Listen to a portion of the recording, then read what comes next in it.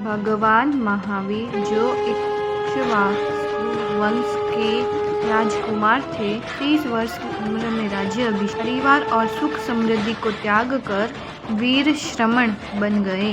उन्होंने 12 वर्ष तक कठिन तपस्या की, मौन व्रत धारण किया, भिक्षा पर अपना जीवन व्यतीत किया और कठोर संयम रखते हुए शारीरिक और मानसिक कष्ट झेले। एक दिन रज्जुपालिका नदी के तट पर वे एक शालमाली वन में ध्यान में लीन थे। उस समय किसान अपने बिलोन को वहां बांध कर चला गया।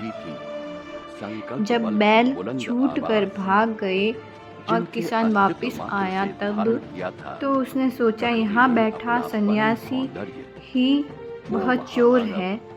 गुस्से में आकर उसने महावीर भगवान को मारने का प्रयास किया, परंतु वह स्थिर और शांत रहे।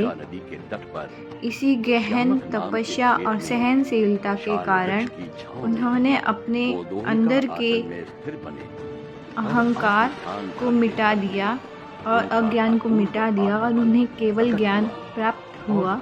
ऐसा संपूर्ण ज्ञान जो जीवन और संसार के संपूर्ण तत्व को जाने। यह ज्ञान प्राप्त होते ही प्रकृति ने अनेक शुभ संकेत दिए।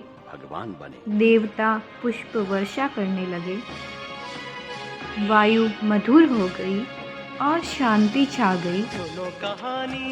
इस प्रकार महावीर भगवान एक तीर्थंकर बन गए और उन्होंने समस्त जगत को अहिंसा, सत्य और संयम का संदेश दिया।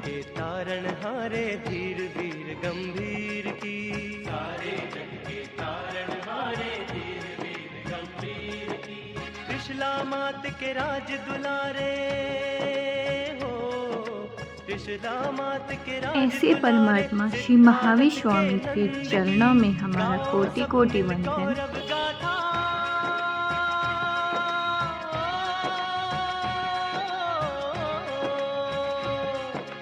गाओ सब मिल गौरव गाथा आज प्रभु महावीर की।